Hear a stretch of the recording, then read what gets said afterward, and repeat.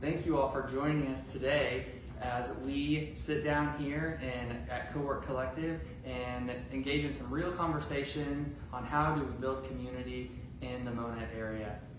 My name is Brett Heeman with Cowork Collective, and with us today is Serena Anderson, owner and consultant of Greater Good Resources. The topic today is downtown revitalization, so I'm going to be sharing and asking Serena some questions on what does that look like. I know that that's top of mind for a lot of us, here in the Monette area on how do we push and make the downtown Monette area thrive. Let me introduce my guest today, Serena Anderson. She has 25 years experience in leadership and management. Her career has spanned 3 states, 6 counties, and 10 cities. She served within many sectors of the community: youth development, economic development, emergency preparedness, animal welfare, environmental stewardship, women's self-defense, public relations, special events, fundraising, and business development.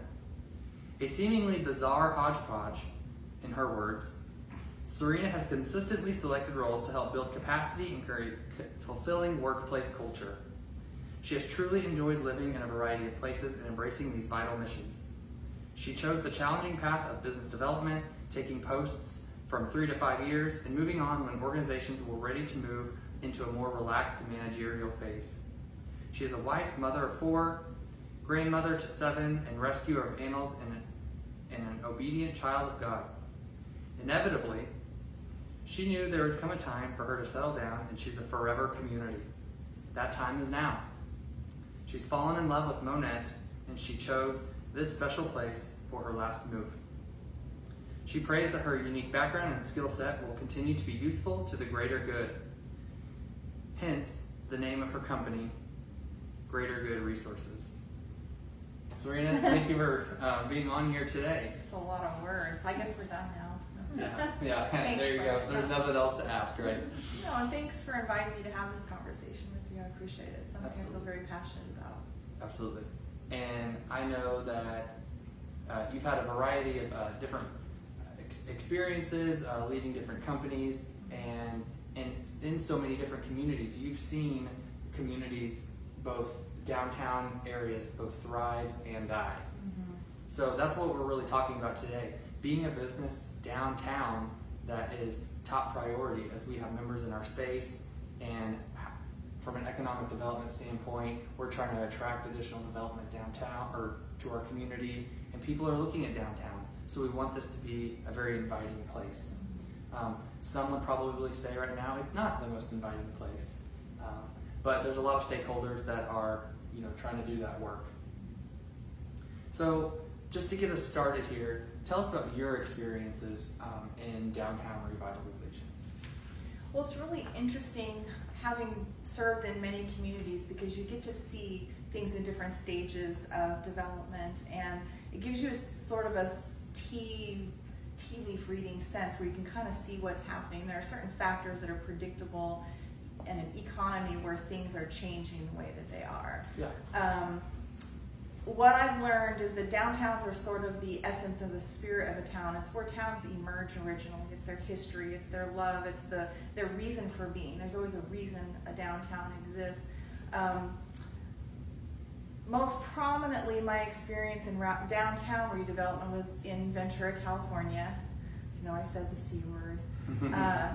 But we did some pretty fantastic things down there. And we weren't very different than what you see here in Monette. It might have been a different scale, but there were a lot of needs for improvement. There was a lot of sullen energy, feeling like that place was lost. Maybe it should just be redeveloped and do something down there and just kind of forget about that.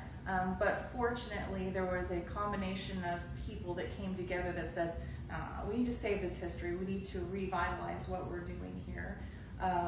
So my involvement was with managing in the Chamber of Commerce down there at Ventura. Mm-hmm. There was a great partnership built between the city, the Chamber of Commerce, and other entities where we intentionally created a theme together. Mm-hmm. And I think one of the things that made that such a successful revitalization was that everyone came with a common goal and was willing to work together. So a lot of great things happened down there.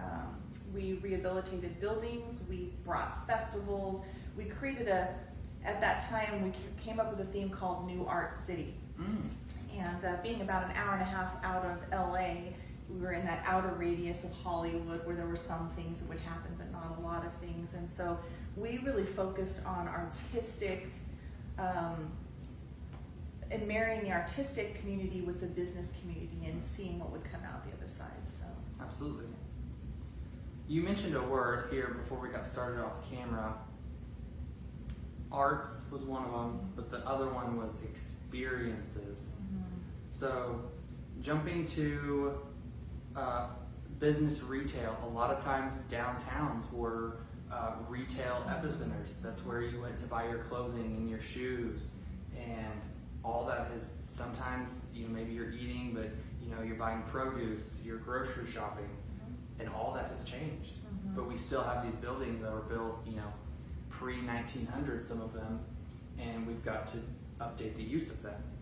So what do you believe business retail looks like moving forward in a downtown district? Well, if you look at the history of retail, there's always an epicenter. If you go back to the beginning of this country, it was like catalog purchasing, right? Everyone had a specific source that they would go and look for that. As towns sprung up, it was the same kind of thing. We're loading up the carriages, we're doing all these things to go shopping, so we want to do a lot of things in one space. So the emergence of how this country was formed created those epicenters. You start moving through time, you see things like shopping malls becoming those epicenters and kind of dissolving the model of having multiple buildings where you walk into one space and you go and you have a controlled environment experience. The thing is that now with the internet, the internet is almost an epicenter of shopping that is really competing with a lot of what we're doing, and we have a lot of big box stores. So where it used to be in a downtown where you go to a store specifically for men's clothing, children's toys, these types of things, you go into a place like Walmart and you can buy pretty much anything, and it's going to outcompete a lot of your retailers. So what we see is that people now are looking for experiences. They want to go somewhere where they can have an activity, do some casual shopping, but feel like they're maximizing their time and their engagement in a space. So they're looking to feel something when they're coming into a downtown. Yep. Yeah. And I think that moment has only, and with being post-COVID, has only catapulted this. The desire to feel more, engage in more experiential, type of, moments in your life. I hear a lot of times FOMO. People have, FOMO, fear of missing out. If you didn't know, I've never heard of that. Just people want to enjoy themselves and they want to live, and it's not all about swiping the credit card. Certainly.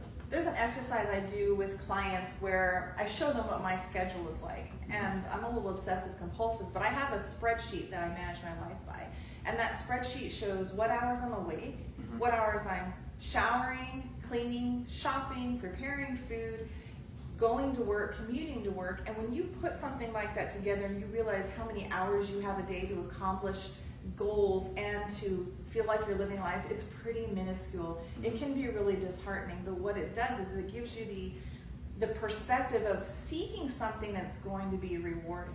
So when I look for a shopping experience, I want to see cool, eclectic things. I want to have people who are welcoming me into their business. I'm not a super fan of box stores, but I also like to save a dime. So, you'll find me there. But that intentional focus about how we spend our time, I think, is what's making other downtowns thrive and what gives us the hope for what we can do in Monette. Oh, absolutely. Absolutely. And off camera, we had spoken about what other communities are doing really well, because every community is dealing with reinventing their downtown area, their downtown district. So what can we learn as Monette from other communities and how they're addressing their downtown issues? People vote with their feet. So when you see places where there's a vibe, there's an energy, and there are a lot of people coming out, you know that something positive is happening there. People are drawn to that kind of an energy. When my husband and I moved here 3 years ago and decided where we wanted to live, I always knew I wanted to be part of a downtown revitalization. My experience in Ventura was so exciting and fulfilling for me that I thought, I'd love to be a part of that again. And looking at Southwest Missouri, we've got a lot of small towns that haven't started that process, some that are in midway, some that are doing very well. And so we started getting out and seeing just a combination of personality and an opportunity. And this is really why we chose Monette. But as we go out and see what the possibilities are, I find myself in places like Rogers and Neosho. I look at what tiny things are being done, and also what things are being done based on a plan, an overall plan that people have bought into. And it is exciting. I mentioned Rogers. My husband and I went down there, and it's like a Friday night, and there are just people wandering all over. There's music out loud. There are people they're like indoor, outdoor shops, and people are eating, and they're out there also like throwing darts or doing these random things. And there's this energy of community like I knew from the 70s and 80s. I'm that old. That's how communities were. People talk to one another and engage with one another. So that opening up and inviting people to have the outdoor space and indoor space sort of meld together is very inviting. And people don't know that they need that energy until they come across it. But if you think about where do you spend your time, when you go to recreate, what are you looking for? What do you want to feel? And I think replicating that is an important thing. So asking the questions about what people want, what draws them to Monette. Look at the First on Front events. I mean, wildly successful in the middle of all this opportunity. Yep, absolutely. Answering your question, what I personally look at is being very people-centric. I get a lot of my energy from people, so I like to be around people, people that I like, people that I care about, and people that I'm there to enjoy and spend time with. Quality time, not necessarily doing a lot, but just, taking in a lot, taking in, just good vibes, good energy, everyone's positive and uplifting. Those are things that I look for when I go out to, hang out with friends. You know what a fun day would be like on Monette Broadway or Main Street?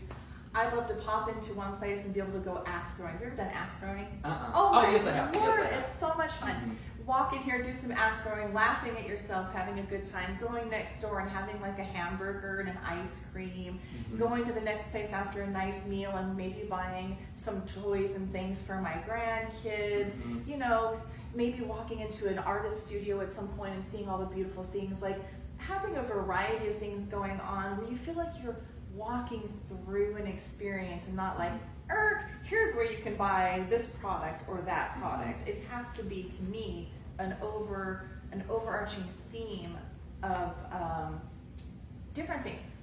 I think we need a variety down here. Yeah, absolutely. An example I thought of when you were speaking, as you meander through the different businesses, and it's not in a downtown district, but it's next to, I believe, what's the Lake Taneycomo, but it's the Branson Landing. That it's not downtown, it's not a downtown, but they've created the essence of a downtown, even with some of the architecture of the buildings, being more stately looking, like the brick accents. That's how you walk into the fudge shop, and you walk into this shop, and then they got some piano bar, and then you can get gelato, or whatever it is. That's kind of what I feel you're describing. That word you use, essence, is one of my favorite words.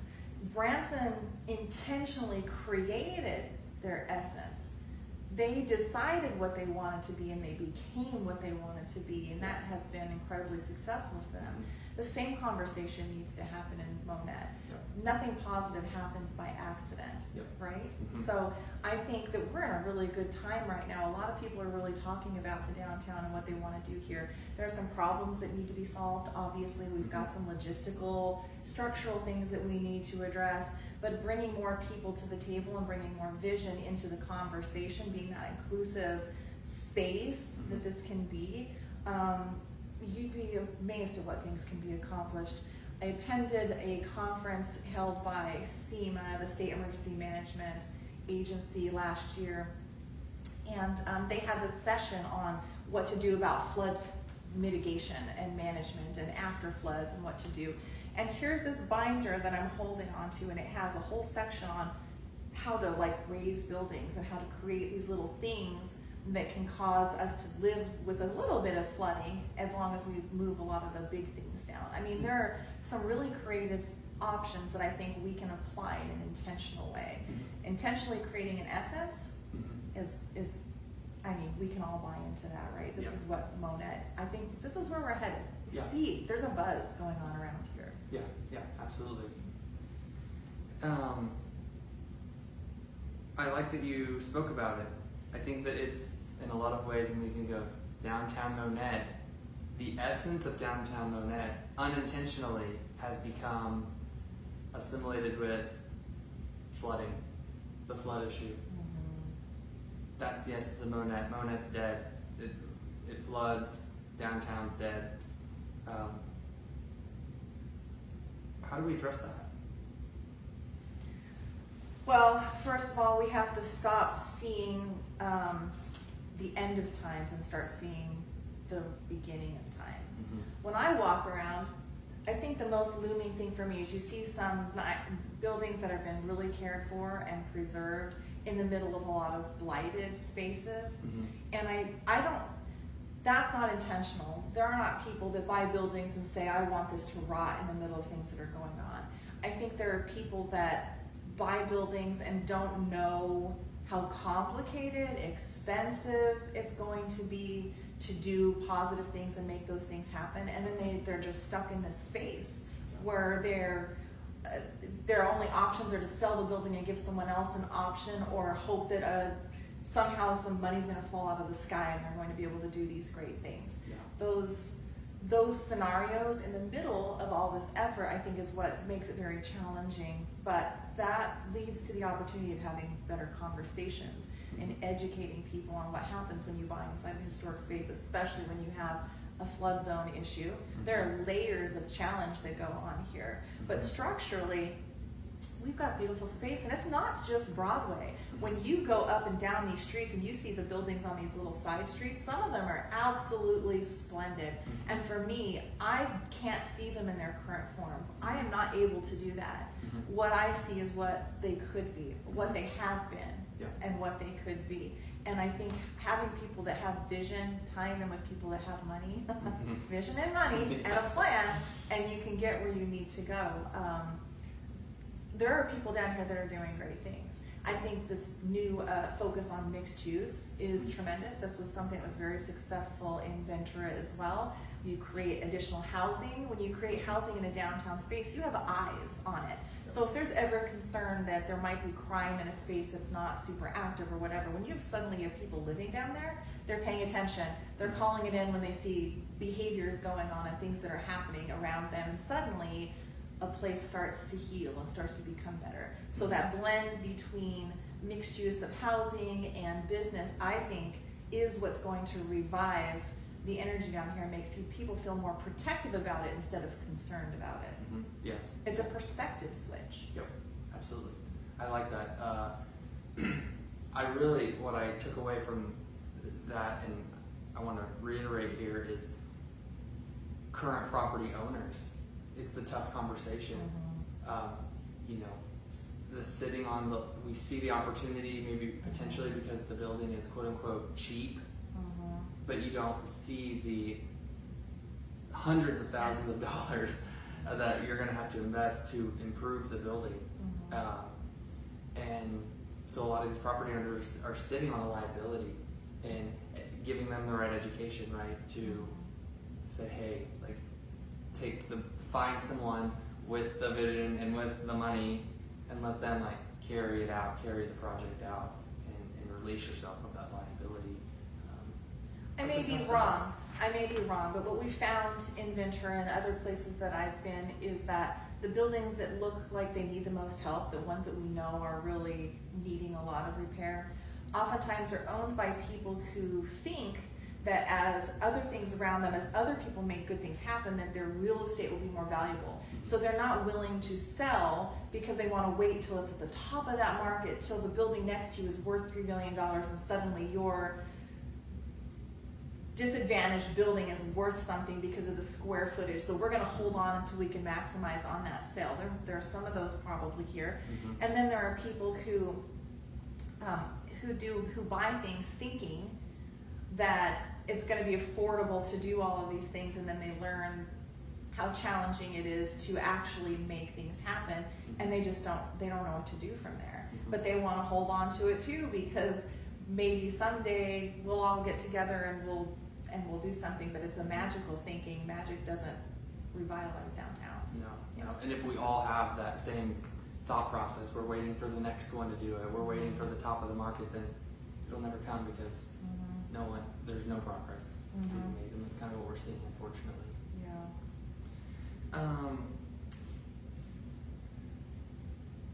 What do you think the opportunities for Monette to grow and thrive again are? First of all, we need planning. Everyone hates the word planning. Nobody likes to spend tens of thousands of dollars for people to sit around and create a plan. It's not fun. From a standard community member's perspective, it feels like a waste of time and money. They've heard it over and over again, and they feel that kind of thing. But the problem is, if you don't have a plan, you don't have a trajectory. If you don't have a trajectory, you don't have goals. If you don't have goals, you don't have projects. If you don't have projects, you don't have momentum. Like, all of things are connected. In everything that I do, I look at where do I want to be, and then how do I incrementally get myself to that space. I don't worry about those increments when I'm having my vision. You set that vision, you can figure all of those increments out.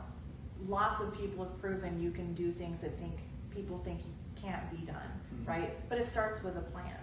It starts with being intentional and proactive instead of being reactive, which I feel we've maybe fallen into a trap in this space of the country where we're very reactive.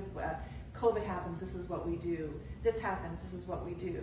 And rather than that, perhaps having that plan. The fact that the city doesn't have a comprehensive plan right now, it's been expired for some time, is an opportunity to have a discussion between them. The chamber is obviously going through some changes. Monette Main Street is going through changes. There is a lot of change happening all at once. And I think the unity of all of that change, if the people who are heavily engaged with those three entities in particular can find a way to come out with a plan that they want to do together, I think everything is possible down here. It just takes a plan and having good people who are inspired. Part of the thing is, if you're trying to build a team of people to accomplish something and there isn't a plan and there isn't energy around how we're going to do it, if there isn't excellence, success goes with success. So if you're a person who is a successful business person, you want to be aligning with other people who you know are going to make things happen. You're not going to show up and volunteer for an effort where there is a room full of people that don't want to do things. And they just want to be there because they want to be there for whatever reason, right? And so we have to create a vibe and an energy where people who are successful and driven people who are serious and have the ability to make things happen come together and can agree on what are our parts, what do we each do to make this thing happen. Yeah, absolutely. But the planning is hard. Visioning is hard, getting buy-in, and the collective ideas, and building consensus is messy. And you'll never get 100%. You'll be lucky if you ever get 75%. But the truth is, people oftentimes will complain about something they see happening, and they'll, harum throughout the whole process. But when they come out the other side, they'll see something good. I'm gonna just guess that the building of the pavilion downtown, and the building, the rehabilitation of the historical museum downtown, I'm pretty sure there were probably people that said, that's dumb, why are we wasting money on that? We shouldn't do that, that's not gonna be good, nobody's gonna like it. But on the other side, the people with vision have seen that it is successful, and it has happened. Amazing things. Absolutely. Well, Serena, thank you for coming on today and having a conversation with me and just talking about what the reimagining of downtown, the downtown district, the downtown Monette looks like, how we can build consensus, build community, attract people down here, create experiences, and tap into that key word that you like, the essence. Changing the essence of Monette is so key, and it starts with conversations like this, exactly what we're doing right now. So thank you all for tuning in. Serena, thank you again. Thanks for having me. And check out our next episode. Thanks.